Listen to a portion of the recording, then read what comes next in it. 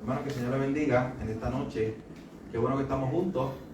Vamos ahora ya a prepararnos para comenzar con nuestra clase número 7, según los temas que estamos tocando. Usted sabe que hemos estado más de 7 clases aquí, pero este es el tema número 7. Estamos en una clase de hermenéutica, aprendiendo a cómo estudiar la Biblia. Así que vamos a orar para ya prepararnos a tomar la clase de hoy. Ya para hoy estaremos viendo un poco sobre cómo interpretar, cómo acercarnos y estudiar correctamente los evangelios, las epístolas y la literatura profética y apocalíptica. Así que vamos a orar en esta hora para entonces comenzar oficialmente nuestra clase. Padre, te damos gracias por tu bondad para con nosotros, gracias por una salvación tan grande que nos has dado en Cristo, una salvación por gracia, por pura misericordia nos has salvado. Gracias por este día, por esta semana, por lo que nos has permitido hacer. Gracias por traernos hasta aquí en este día, Señor.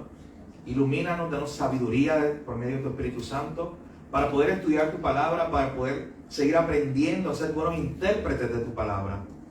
Te pedimos, Señor, que estés con nosotros en este tiempo y gracias te damos por la oportunidad de estar juntos. En tu nombre Jesús oramos. Amén. Bien, como les decía, hoy especialmente veremos, o comenzaremos a ver, cuáles son algunas reglas de interpretación, algunas herramientas para nosotros interpretar correctamente los evangelios, las epístolas, la literatura profética y el libro de Apocalipsis. Así que en términos generales, aparte de la literatura profética, que la tenemos también en el Antiguo Testamento, y de alguna parte apocalíptica que podemos encontrar en Daniel, en el libro de Daniel en el Antiguo Testamento, en términos generales, la idea de cómo estudiar los evangelios y las epístolas es la idea de cómo estudiar, al final de cuentas, el Nuevo Testamento. Usted recuerda que ya nosotros vimos algunas reglas para estudiar el Antiguo. Así que, ¿cómo leer el Nuevo Testamento?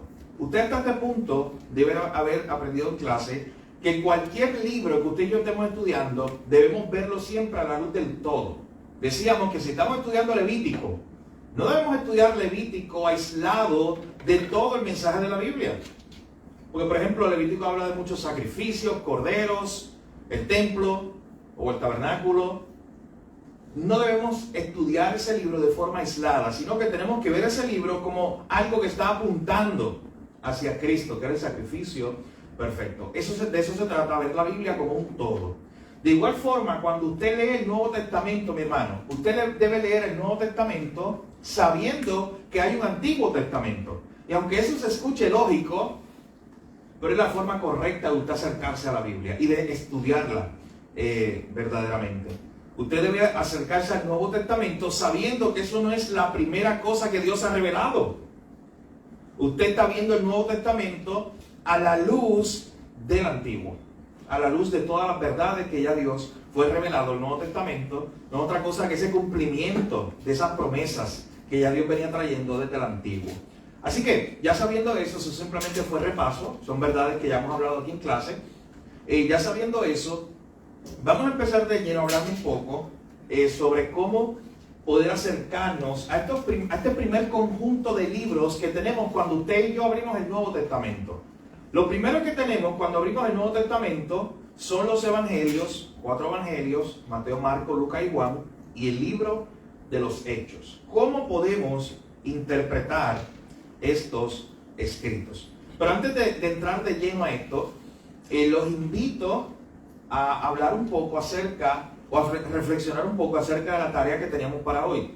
La tarea que teníamos por hoy consistía en estudiar, leer, al menos probar un poco, comparar la literatura de los evangelios con una carta, especialmente con una epístola, y compararla específicamente sobre cuál es la diferencia de leer literatura poética, que es lo que hemos estado viendo los pasados miércoles, a leer los evangelios, y cuál es la diferencia entre leer un evangelio y leer una carta de Pablo, una epístola. ¿Qué ustedes creen? ¿Qué ustedes vieron cuando leyeron un capítulo de los evangelios o una porción de los evangelios pero cuando leyeron también una porción de las cartas de Pablo, o de Santiago, de la carta, la epístola de Santiago, y la compara, y usted dice, esto es igual que yo leer, por ejemplo, el Cantar de los Cantares, que leer el libro de Proverbios, que leer esa literatura de sabiduría. ¿Qué diferencia vimos? Que los evangelios están narrando, ¿verdad?, cosas que sucedieron, y cuando vamos a las cartas estamos diciéndole a una persona o dirigiéndonos a alguien sobre lo que está pasando ahí. O sea, todo eso es una diferencia entre los evangelios y el libro de Hechos que hay ahí también, que son más bien narrativos. Y ese es su género prácticamente. Aquí tenemos el primer punto. ¿Cuál es el género del libro de los evangelios y del libro de Hechos? Es un género de narración. Se nos está narrando unas historias. ¿Cómo tú lees una narrativa histórica? Bueno, como una historia. Esa es la diferencia. El ejemplo que yo ponía la semana pasada, recuerden, cuando yo decía que cuando David decía que él, o el salmista decía que él se sentía en un pozo, pues en ese momento, como es una literatura poética, él no estaba en un pozo físico. Y yo puedo interpretarlo así porque yo sé que eso es una literatura poética. Pero cuando un texto narrativo, como los evangelios, o como el libro de Génesis, que es narrativo también, dice que a José lo tiraron a un pozo, eso no es algo poético de que él se sentía hundido en un pozo de desesperación. No, él estaba en un pozo físico, porque es un texto. Miren lo que cambia. Es la misma historia prácticamente. Un personaje en un pozo. ¿Qué cambia para yo interpretarlo correctamente? El género. ¿Eso es poético para yo entonces interpretarlo metafóricamente? ¿O eso es histórico? Así que cuando estamos leyendo los evangelios, el libro de Hechos, es narrativo lo que se nos está presentando, ese género narrativo. El género de las cartas es un mismo género en sí mismo, se llama el género epistolar, el género de cartas. Y usted sabe lo que es una carta, ahorita veremos la estructura de ellas. Bien, ¿qué más quisiera compartir un poco? Sí. En la carta podemos ver, ¿verdad? Que es como que él nos exhorta, como que a resultados, como que nos exhorta como que al arrepentimiento. Sí. Interesante, sí. Yo pregunto, la literatura sapiensal, Sí. ¿no cae como que en esto? La literatura sapiensal tiene su propio género, pero también exhortativo, sí. Sí, se te exhorta a vivir según la sabiduría de Dios. Excelente, claro que sí. Pero me gusta esa comparación que haces entre leer, por ejemplo, los evangelios y el libro de Hechos, que son textos narrativos, son historias, una historia que se te está contando, versus leer una carta de Pablo que se te está exhortando directamente a algo. En el texto narrativo quizás se te exhorta por el modelo, por la historia, se te está enseñando a través de una historia algo, a poner tu fe en Dios o algo parecido. Las parábolas de Jesús, o una historia que Jesús sea su protagonista. Pero Pablo allá, o otro de los autores de las cartas o de las epístolas, lo que hace es directamente darte una exhortación. A veces te puede contar una historia, pero directamente lo que está haciendo en su carta es darte consejos, darte exhortaciones sobre cómo vivir, o explicarte algo. El arrepentimiento, o sea, que va mal, como que es como que ustedes van mal, como que Sí. como que... Es que al final de cuentas, ¿para qué es una carta? No hemos llegado aquí, pero podemos hacernos esa pregunta en esta reflexión. Para lo más básico, para enviar un mensaje. Y aunque hoy tenemos WhatsApp, mensaje de texto, email y todo ese tipo de cosas, pero usted quizá vivió hace unos años atrás donde usted enviaba una carta. ¿Y para qué uno enviaba una carta? Bueno, Para dirigirse a alguien. claro, dirigirse a alguien. Y ahí que tú querías compartir. Tú podías ser informativo, compartir algo específico de tu vida o de la vida de la otra persona, pero también hay cartas que eran exhortativas. Hay una carta donde tú estás pidiendo algo, o donde, imagínate una carta de un padre a un hijo. Hoy tú le envías el mensaje al hijo: mira, pórtate bien, sigue los caminos del Señor, haz las cosas correctas. Lo envías a través de un mensaje de texto, pero antes era una carta que tú le podías escribir a tu hijo que estaba en otro país, Estados Unidos, y ahí también tú le dabas una exhortación. Siempre recuerda el Señor, nunca dejes de orar. Son exhortaciones que se dan por medio de esa carta. Así que ven esa diferencia que usted ve simplemente al leer el género de lo que son los evangelios y el libro de Hechos, y al leer el género epistolar o las cartas. ¿Alguien más que hizo el ejercicio y quiera compartir antes de continuar? diferencia entre su lectura de un evangelio versus su lectura de una carta de Santiago, de Pablo, y cómo eso también usted lo puede comparar y decir, esto es diferente a cómo yo leo los salmos o la literatura poética. Y básicamente dentro de lo mismo iba dirigido a una persona específica o una iglesia específica, Sí. que era más específico el mensaje porque iba dirigido a alguien per se, sea una iglesia como tal o... Ahorita hablaremos de eso cuando estemos aquí hablando de las epístolas, especialmente con los ejemplos de primera, segunda y tercera de Juan. Hablaremos de eso ahorita.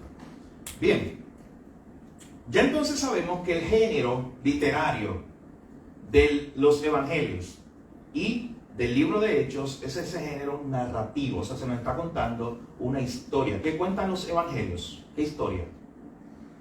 ¿Para qué están ahí los evangelios? La historia de Jesús, lo que hizo, quién fue su persona. Luego está el libro de Hechos. ¿Qué nos cuenta en su género narrativo? ¿Qué nos cuenta el libro de Hechos? La historia de la iglesia. De hecho, alguien que pueda leer Hechos 1:1. Y esta es simplemente la forma más básica de expresarlo, que son los evangelios y que es el libro de Hechos. Pero alguien que pueda leer Hechos capítulo 1, versículo 1. Y de hecho, debemos saber, sí hermana Lucy, debemos saber que Hechos es una continuación de una obra. Hay dos libros que están juntos, el libro de Lucas y el libro de los Hechos. El libro de Lucas hablándote de quién fue Jesús y el libro de los Hechos hablándote de la iglesia, esa iglesia que nació. Sí, Hechos 1:1, ¿qué dice? En el primer tratado, oh Teófilo, hablé acerca de todas las cosas que Jesús comenzó a hacer y a enseñar. Miren qué interesante esto. En el primer tratado, Teófilo es la persona a la cual él está dedicando ese libro.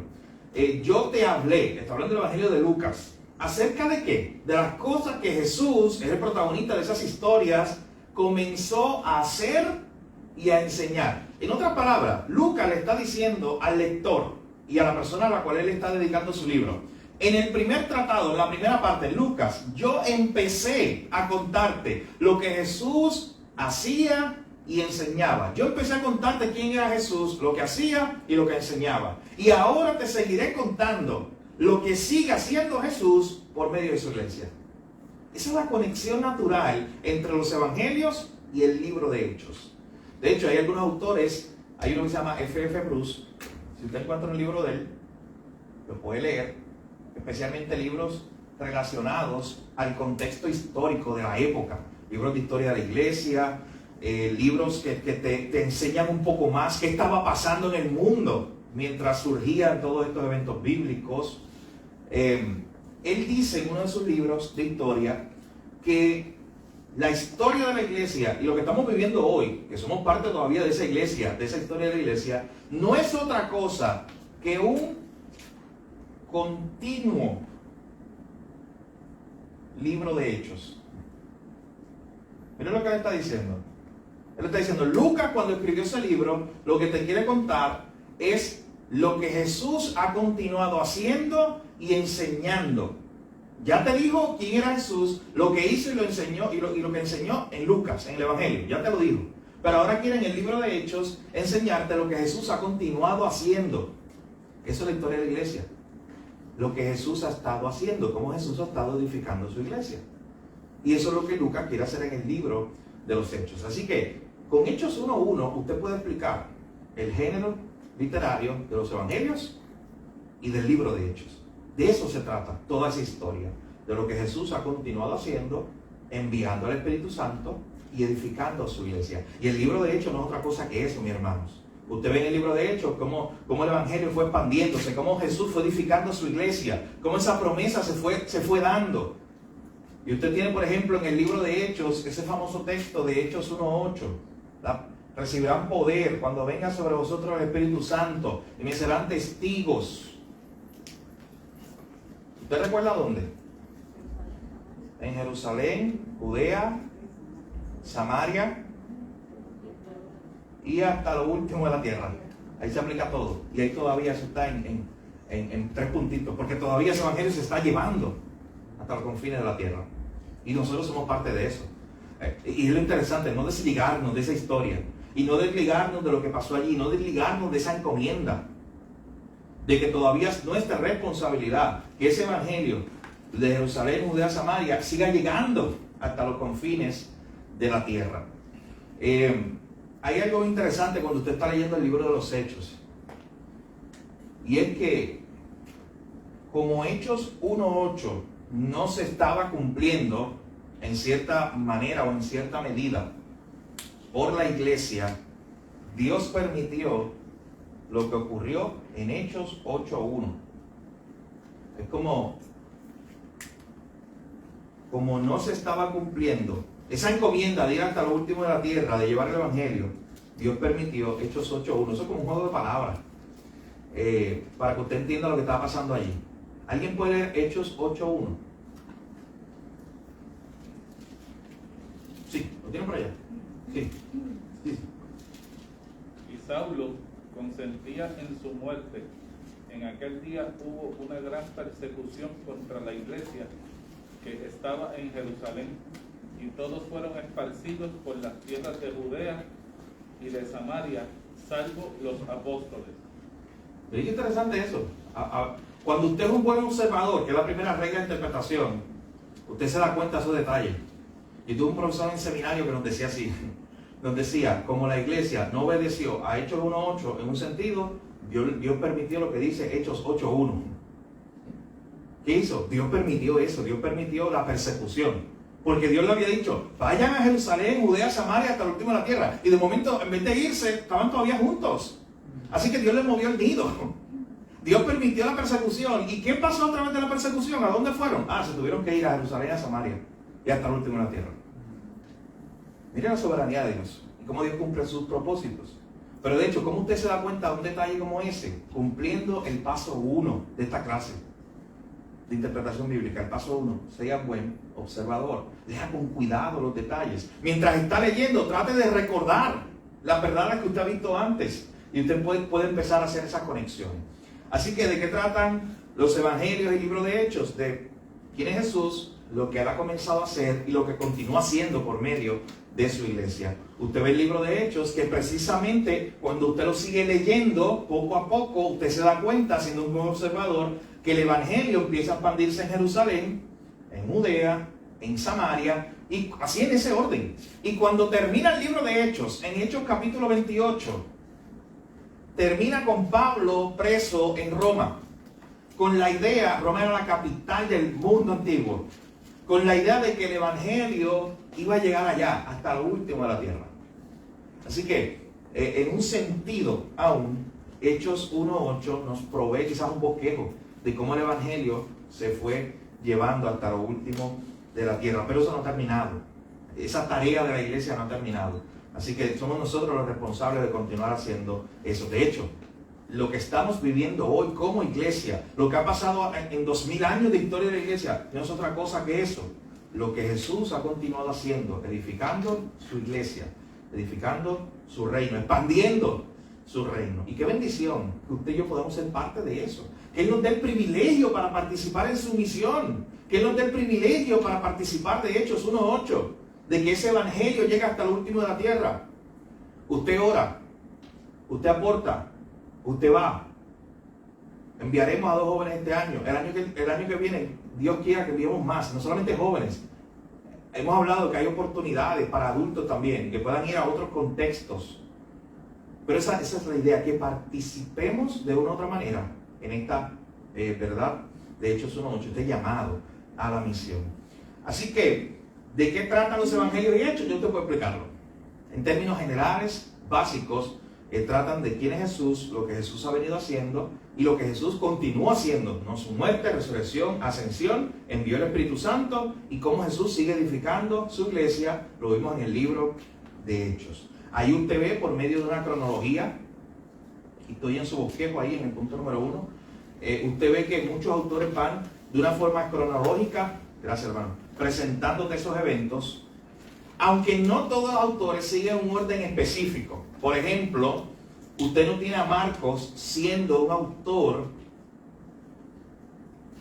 que siga precisamente un orden cronológico particular, sino más bien Marcos es un evangelista que te está presentando diferentes historias, diferentes eventos, pero un orden que él construyó para poder presentar su enseñanza acerca de quién era Jesús.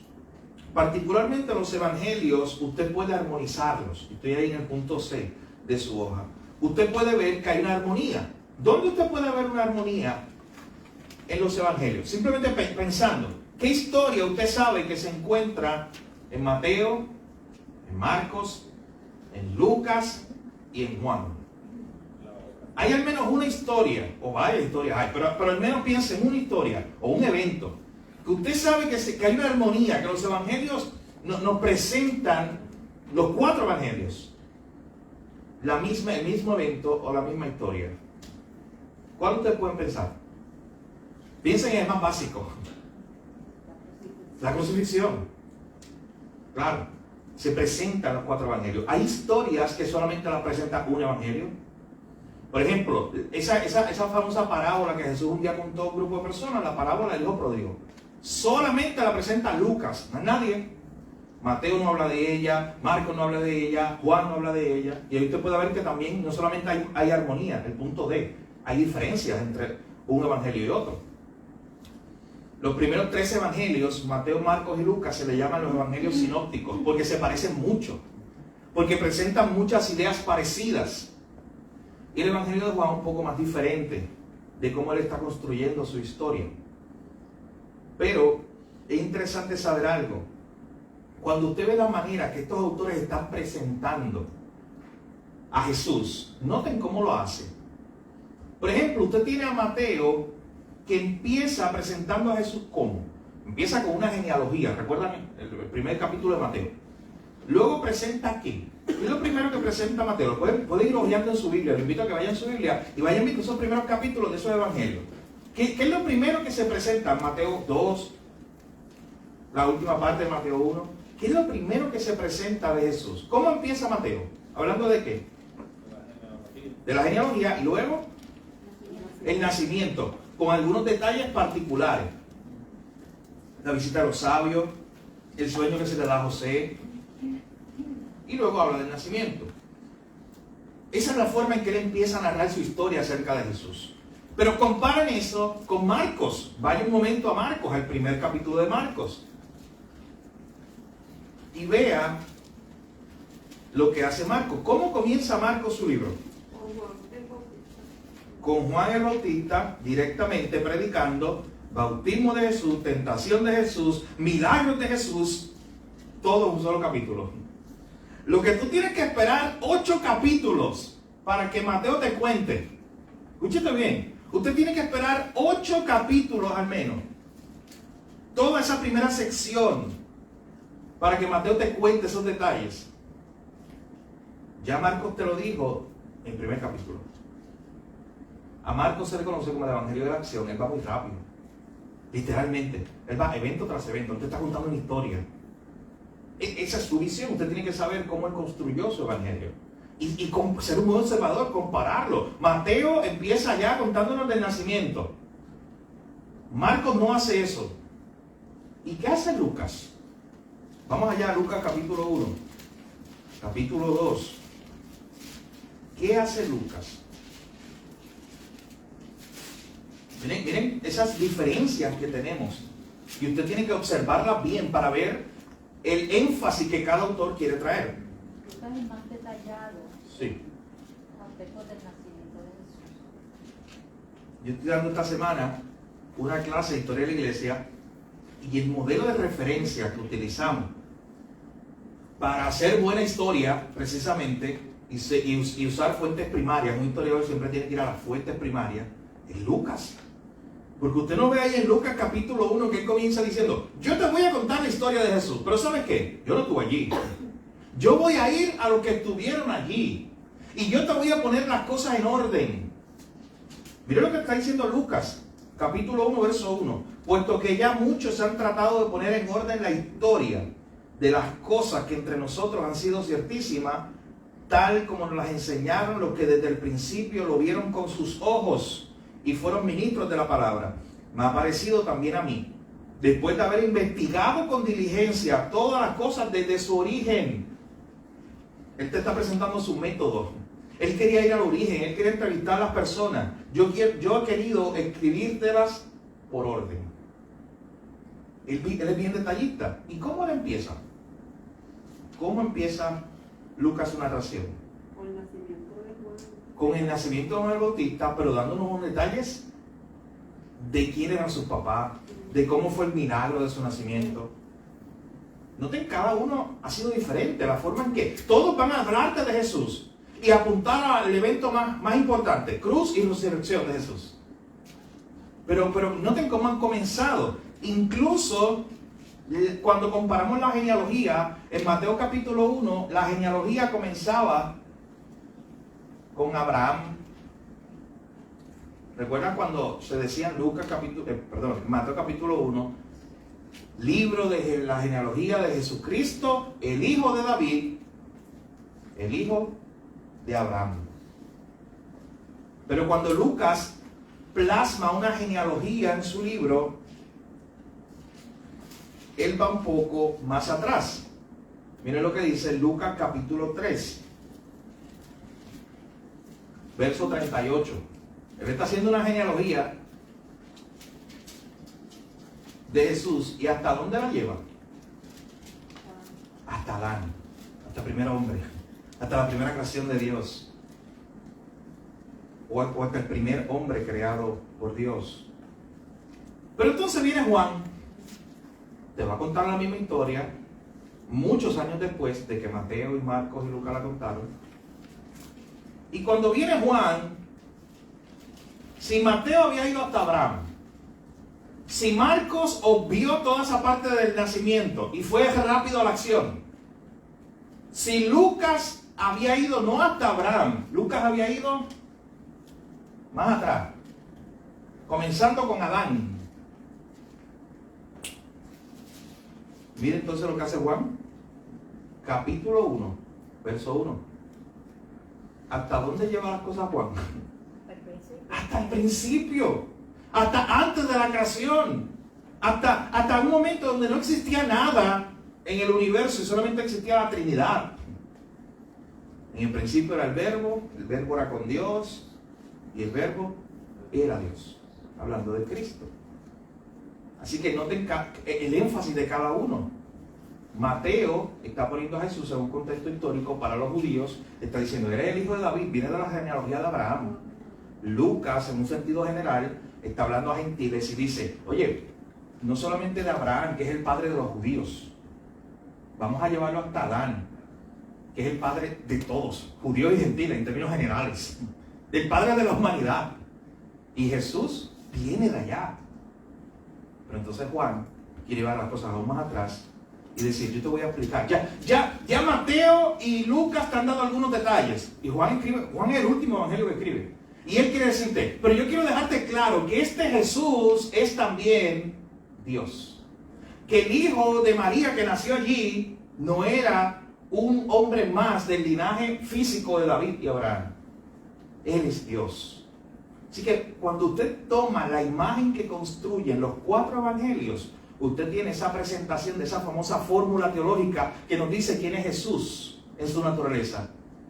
Plenamente hombre y plenamente Dios. Y tenía que ser así, 100% hombre y 100% Dios, porque los que tenían la deuda, ¿quiénes eran?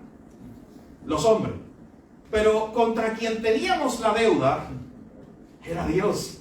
Y noten que por eso Jesús es el mediador perfecto, 100% hombre, 100% Dios.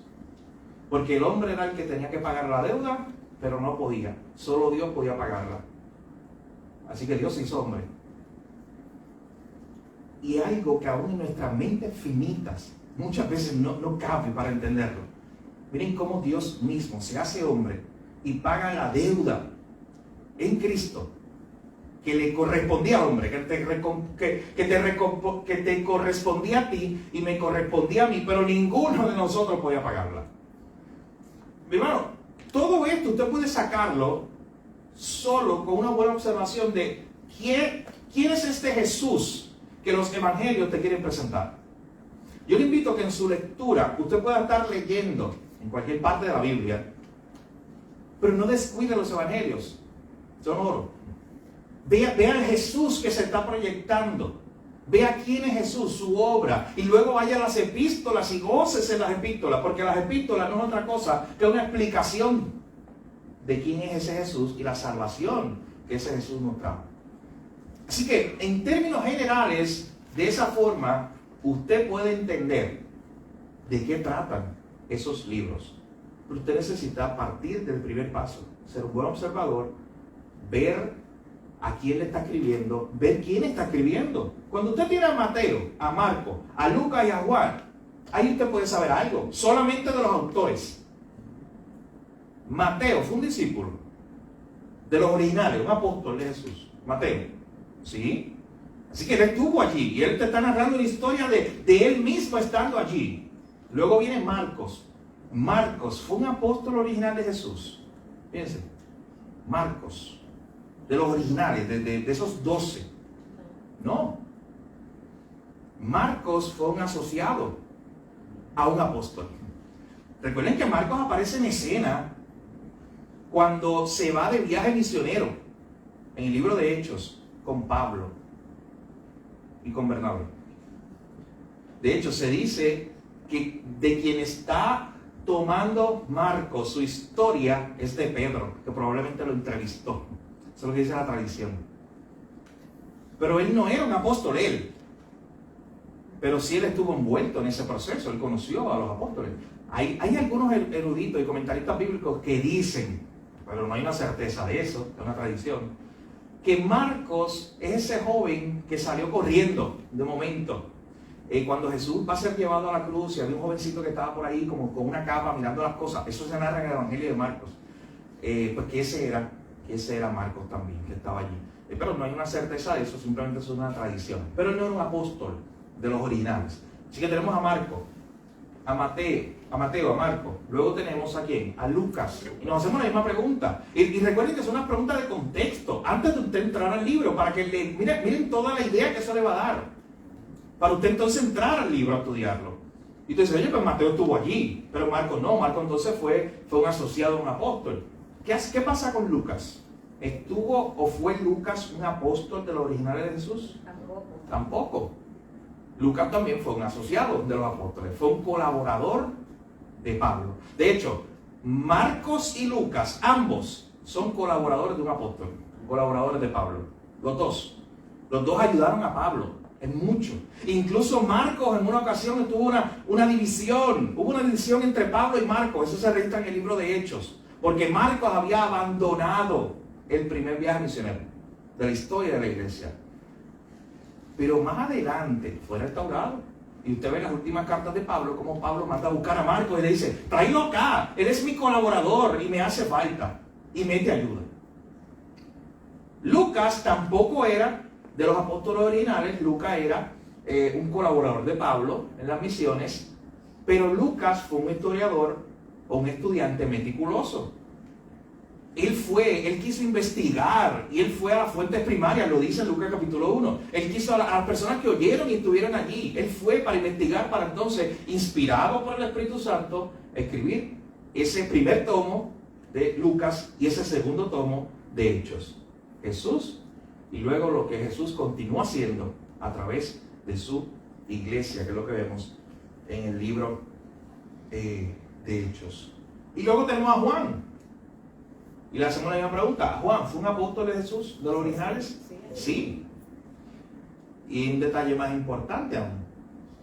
Juan fue uno de los 3. De esos 3 que estuvo más íntimo con Jesús. De esos 3 que estuvieron en el Monte de la Transfiguración, que estuvieron en eventos específicos en la historia de Jesús. Así que simplemente con ese contexto general, ya usted puede tener una idea de lo que ellos están escribiendo. Luego usted tiene a otros apóstoles que escriben otros libros, pero que no escribieron evangelios. Ese es el caso de Pedro. Pedro, un apóstol, también de los apóstoles íntimos, de los 3, pero no escribió un evangelio. Es probable que él le haya dado la información a Marcos y Marcos haya escrito el evangelio, pero sí él escribió cartas. Él escribió primera y segunda de Pedro. Así que en términos generales, antes de usted acercarse a leer los evangelios, para usted interpretarlos correctamente, indague, investigue sobre este contexto, le va a dar luz. ¿De qué tratan? ¿Cuál es el énfasis de cada uno de esos libros? ¿Cuál es el género? ¿Cuáles son las diferencias? ¿Qué énfasis quiere hacer Mateo? Oye, Mateo le está escribiendo a judíos, pero entonces Marcos le está escribiendo a gentiles. Y hay un dato muy interesante, porque tú ves a Mateo hablando de términos hebreos o de términos judíos, y él no los explica, simplemente habla de ellos y ya, como asumiendo que él está escribiendo a judíos que van a entender lo que él está diciendo. Pero cuando Marcos escribe, de momento usted ve a veces a Marcos traduciendo términos o explicando cosas, como que el lector original de él no era judío, y él tiene que entonces detenerse un momento a explicar algunas cosas. Usted ve los énfasis que hay en cada uno. De hecho, tradicionalmente, usted quizá lo ha escuchado antes, se enfoca, y yo creo que hasta aquí lo hemos hablado, de que Mateo presenta a Jesús como rey, Marcos presenta a Jesús como siervo. Es como el énfasis que presenta cada uno. Lucas presenta la humanidad de Jesús, que Jesús era 100% hombre también, y Juan presenta que Jesús es Dios. Entonces te presentan como un cuadro completo. Usted no se ha hecho la pregunta de por qué 4 evangelios, en el sentido de por qué no solamente una historia, un libro. ¿Por qué no hay un solo evangelio para explicarte la historia de Jesús? Porque hay 4. Porque uno le escribe para los judíos y otro para los gentiles. Sí, podemos afirmar eso, que hay un enfoque de cómo el Señor inspiró a cada uno para eso. Pero usted se pregunta y dice, oye, pero ¿por qué 4? Olvídate del número 4, ¿por qué más de 1? Porque hubieron diferentes eventos. También hay diferentes énfasis. Es como, imagínense que hay un evento en el cual todos los que estamos aquí fuimos testigos y cada uno escribe un reporte del mismo evento, un reporte verdadero del mismo evento. Pero hay unos énfasis específicos en cada uno. Y más esta gente que escribió siendo inspirada por el Espíritu Santo. O sea que lo que escribieron ellos al final era la verdad, porque el Espíritu Santo los estaba inspirando. Pero piensen un momento esto, y a mí me ha llamado la atención, y he leído algunos autores sobre el tema, que impresiona que podemos ver a Jesús como esa gran piedra preciosa, ese diamante, que tú lo miras por todas partes. Y cuando crees que lo has visto todo, miras el diamante para otra parte y dices, oye, yo no había visto ese brillo. Y después miras el diamante y dices, pero es que tantas facetas de un diamante, de una piedra preciosa, que yo no tengo una vida para ver todos los aspectos de esta piedra preciosa. Entonces hay comentaristas que dicen, wow, Jesús, claro, la perla de gran precio, utilizando esa analogía. Miren, no bastarían, gloria a Dios que tenemos 4. No bastarían, y usted sabe que el mismo apóstol Juan dice eso. No bastarían, él termina su evangelio diciendo, no bastarían el mundo entero, no cabrían en el mundo entero libros que cuenten la hermosa historia de nuestro Salvador. Es impresionante, hermano. Por eso tenemos 4 evangelios. Y lo invito a que usted lea los 4 evangelios y que los lea constantemente. Y vea a Jesús así, de diferentes facetas, pero aún no captará todo la belleza de Jesús. Incluso después tiene algunos epístolas que son explicaciones acerca de quién fuese Jesús, pero más bien acerca de qué hizo por medio de su obra en la cruz. Eso es lo que hacen las epístolas, explicarnos la salvación que Cristo ganó en la cruz. Pero aún todo eso se queda corto. De hecho, el apóstol Pablo, tratando de explicar esto mismo, toda esa salvación que tenemos en Cristo, él llega a un momento donde se detiene a adorar a Dios y a decir lo siguiente. Acompáñenme a Romanos, capítulo 11.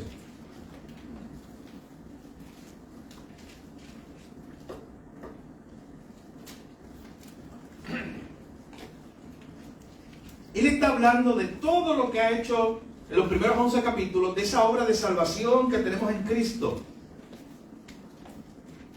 Y de cómo Dios ha orquestado todo, su obra redentora.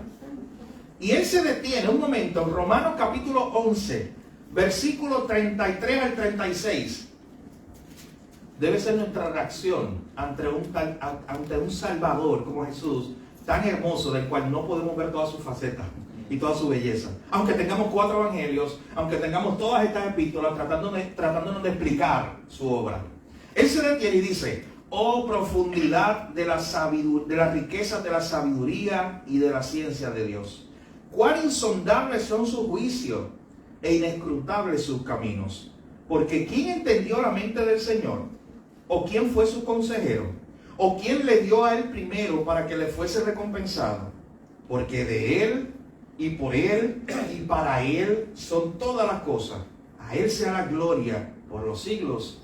Amén.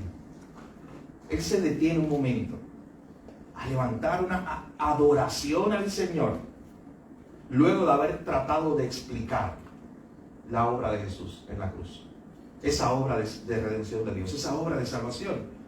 Así que gloria a Dios que tenemos 4 evangelios, que al menos tenemos 4 perspectivas diferentes y tenemos una explicación en el libro de las epístolas para seguir entendiendo acerca de quién fue nuestro Salvador. No, que yo lo que iba a decir que ni aún con los 4 evangelios, ni lo que ha dicho Pablo, y cuando estemos en el cielo, todavía no vamos a llegar tampoco. De hecho,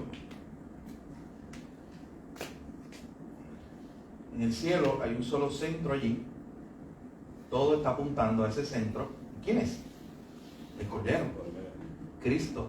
Y aún lo estaremos admirando por toda una eternidad. Aún toda una eternidad estaremos reconociendo quién es Él y la obra que hizo Él y dándole gloria y honor porque Él solo lo merece. Eso es lo que nos describe el libro de Apocalipsis. Y diciéndole: tú eres digno, el Cordero, el que fue inmolado. Estaremos hablando de esa obra. Allí estaremos cantando de esa obra de salvación. Siempre tengo que decir esto, cada vez que digo eso, lo que acabo de decir. Pero hermano, si eso es lo que vamos a hacer en el cielo, por toda la eternidad, empieza aquí. Ahora, adorando al Señor por esa obra de salvación. Usted estará toda la eternidad, toda, haciendo eso, apuntando hacia el Cordero que está allí y diciendo: digno de ese Cordero que fue inmolado por mis pecados, que me dio salvación y me dio vida eterna. Empecemos ese acto de adoración con nuestras vidas aquí. Ese es el llamado de la Biblia, del Nuevo Testamento. Pero aún toda la eternidad allí, mi hermano, no llegará un día donde usted diga: conozco completamente a Jesús, he visto toda su belleza, voy a buscar algo más para mirar. En el cielo no hay algo más para mirar. No hay otro espacio. Lea el libro de Apocalipsis y dice: no hay otra cosa, hay un solo centro. Es como que Él atrapa todo. Su belleza atrapa todo. No hay otra cosa para mirar que no sea a Cristo y su obra allí y su gloria como Salvador. Así que, mi hermano, gloria a Dios que tenemos 4 evangelios. Léalo y reléalo. Lea la obra de los epístolas, donde son una explicación acerca de quién fue ese Cristo, pero siempre vive impresionado y siempre vivirá impresionado aún en la eternidad delante de ese Salvador tan glorioso que tenemos en Cristo.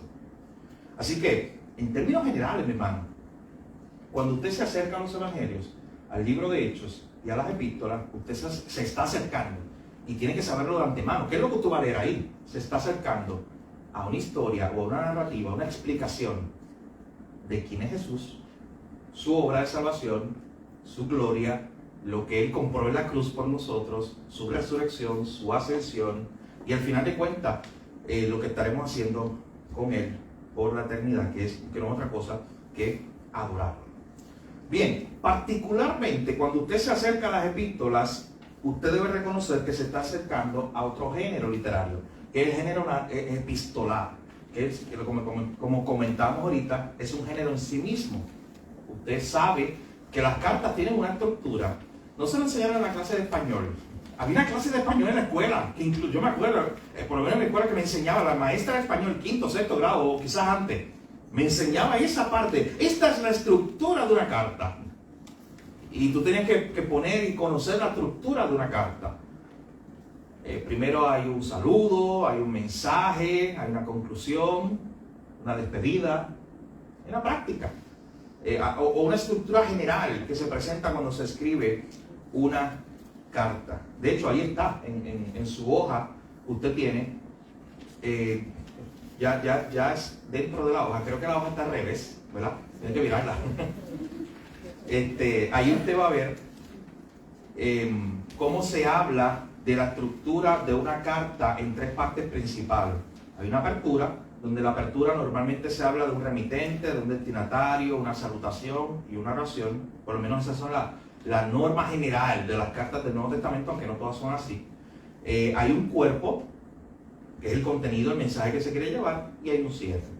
En términos generales, esa es la estructura de la carta de Pablo, en términos generales. Pero no siempre es así, porque usted tiene a Pablo muchas veces saludando a la iglesia. Saludo a los santos que hay en Corinto, saludo a los santos que hay en Filipo. Oye, y estoy orando por ustedes, estoy muy agradecido a Dios por su vida.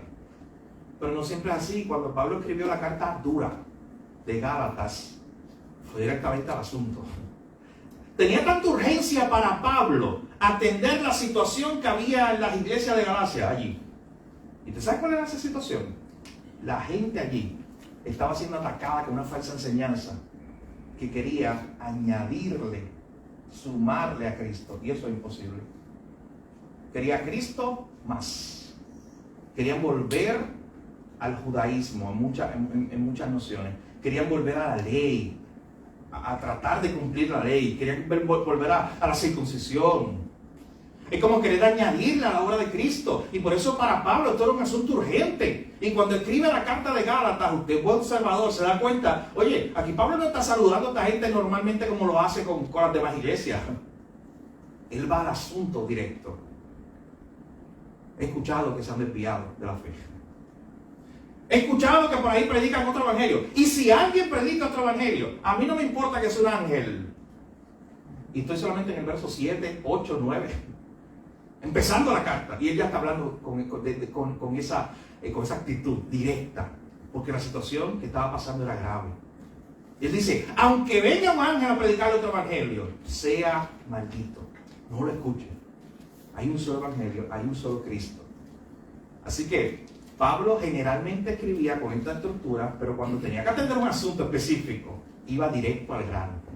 Iba directo desde la apertura, sin un saludo general, como hacía normalmente, al cuerpo de la carta. Cuando nosotros tenemos primera, segunda y tercera de Juan, tenemos un buen ejemplo de cómo estas cartas normalmente eran enviadas. Porque usted tiene la carta de primera de Juan, nosotros estuvimos predicando aquí unos meses acerca de primera, segunda y tercera de Juan. Cuando usted tiene primera de Juan, se da cuenta que es una carta enviada a un grupo de iglesia en general, a la iglesia en general. Luego tiene segunda de Juan, que cuando usted lee esa parte introductoria arriba, es probable que esa carta haya sido enviada a una iglesia en particular. No una iglesia en general, sino también una iglesia en particular. Pero cuando lee entonces tercera de Juan, se da cuenta que tercera de Juan es enviada no a una iglesia, es enviada a una persona en particular. Así que en el Nuevo Testamento usted va a tener cartas que son enviadas a iglesias, a veces a iglesias generales, a un grupo de iglesias en una región, a veces a una iglesia específica. Por ejemplo, primera de Pedro es una carta enviada a un grupo de iglesias en una región, el Ponto, Bitinia, una región que estaba en Capadocia, en el centro de Turquía. Eso lo dice Pedro en primera de Pedro 1:1, en la introducción. Filipenses es una carta enviada a una iglesia particular, la iglesia que estaba en Filipo, no a un grupo de iglesias. Filemón es una carta enviada a una persona en particular. Así que cuando usted está viendo las cartas, usted tiene que saber eso. ¿A quién se le está enviando? Tiene que preguntarse eso. ¿Quién está enviando y a quién le está enviando? ¿Y por qué se la está enviando? La próxima semana, porque ya no tenemos más tiempo, continuaremos hablando particularmente de cómo podemos interpretar las epístolas. Vamos a tomar de ejemplo esa epístola que la veré al final, la epístola de Filemón. Así que esa va a ser la tarea, la lectura y análisis del libro de Filemón. Venga preparado para contestar a quién se le escribe, quién escribe y por qué escribe la carta.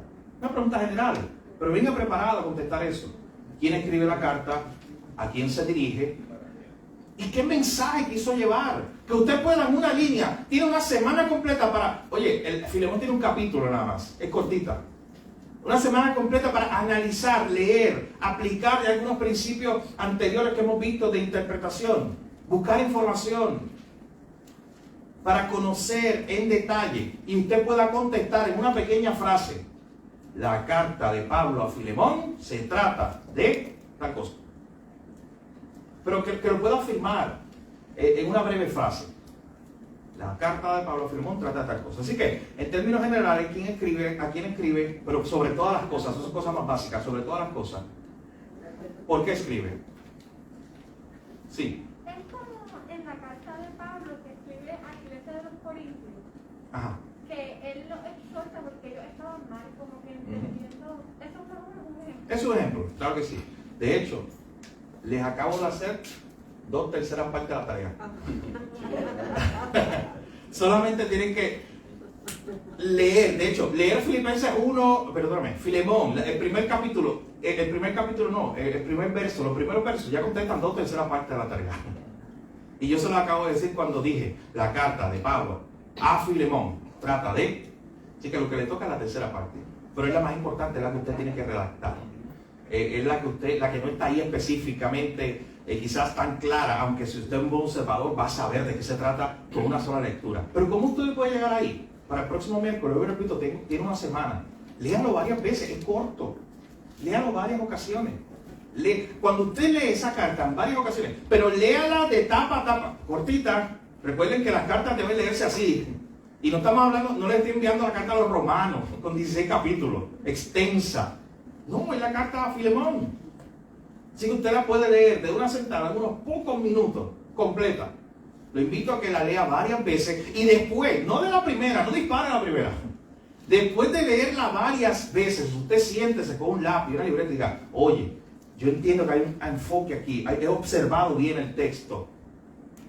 Pablo le está escribiendo a Filemón por esto y por esto. ¿Y cuál es esa enseñanza que yo tengo ahí? ¿Cuál es esa doctrina? ¿Por qué se está escribiendo esta carta al final de cuentas? Así que con eso eso es lo que vamos a estudiar con la ayuda del Señor el próximo miércoles. Así que vamos a orar para cerrar esta parte y luego continuar con ese tiempo de oración. Señor, gracias te damos por poder tener este tiempo de estudiar tu palabra, de aprender a estudiar tu palabra, de ser buenos intérpretes de tu palabra. Queremos conocerla porque solo a través de ella es que podemos ser transformados, Señor.